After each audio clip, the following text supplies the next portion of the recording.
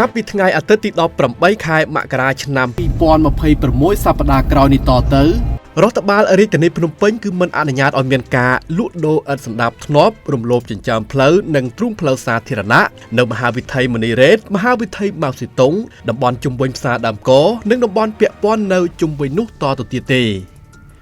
រដ្ឋបាលរាជធានីភ្នំពេញបានប្រកាសឲ្យអាជីវករលក់ដូរនៅតំបន់ទាំងអស់នេះបដូរទៅលក់នៅឯផ្សារបោះដុំបន្លែផ្លែឈើឬផ្សារដើមកថ្មីដែលស្ថិតនៅតាមបណ្ដោយមហាវិថីឈ្នះ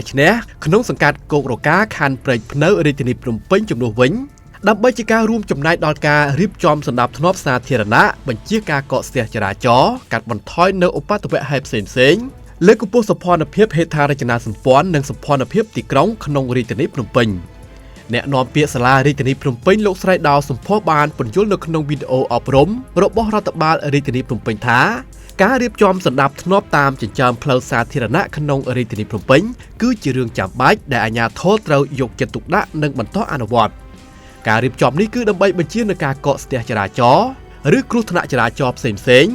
រៀបចំសណ្ដាប់ធ្នាប់ឲ្យមានរបៀបរៀបរយល្អនិងការលើកកម្ពស់សោភ័ណភាពទីក្រុងលោកស្រីបានលើកឡើងទៀតថារដ្ឋបាលរាជធានីភ្នំពេញធ្វើការងារជាច្រើនសម្រាប់ដោះស្រាយបញ្ហាសណ្ដាប់ធ្នាប់លើចិញ្ចើមផ្លូវនិងដងផ្លូវនេះជាហូរហែហើយក៏ទទួលបាននូវប្រសិទ្ធភាពជាបន្តបន្ទាប់ផងដែរក៏ប៉ុន្តែឃើញថានៅមានបញ្ហាប្រឈមនៅកន្លែងនេះដែលជារឿងស្មុគស្មាញមួយចំនួនជាពិសេសនៅលើមហាវិថីម៉ៅស៊ីតុងផ្លូវមនីរ៉េតនិងតំបន់ជុំវិញផ្សារដើមកនេះតែម្ដងជាមួយនឹងសារអប់រំនេះបានបញ្ជាក់ថាសណ្ដាប់ធ្នាប់សាធារណៈល្អនិងអនាម័យបរិស្ថានស្អាតផ្ដើមចេញពីយើងទាំងអស់គ្នាហើយរដ្ឋបាលរាជធានីភ្នំពេញកំពុងតែអំពាវនាវដល់បងប្អូនប្រជាពលរដ្ឋជាពិសេសអាជីវករលក់ដូរនៅតំបន់ជុំវិញផ្សារដើមកទាំងអស់ឲ្យចូលរួមធ្វើការផ្សព្វផ្សាយនិងសហការអនុវត្តបដូរទៅប្រកបអាជីវកម្មលក់ដូរនៅផ្សារដើមកថ្មីនិងបងប្អូនអាជីវករលក់ដូរនៅជុំវិញផ្សារដើមកទាំងអស់ឲ្យចូលរួមផ្សព្វផ្សាយសហការអនុវត្តក្នុងការបដូរទៅប្រកបអាជីវកម្មនៅផ្សារដើមកថ្មីនោះជាមួយគ្នានោះដើម្បីលើកទឹកចិត្តឲ្យអាជីវករផ្លាស់ប្ដូរដោយស្ម័គ្រចិត្តទៅកាន់ផ្សារដើមកថ្មីនោះរដ្ឋបាលរាជធានីភ្នំពេញបានសហការជាមួយក្រុមហ៊ុនសាងសង់ផ្សារដើមកថ្មី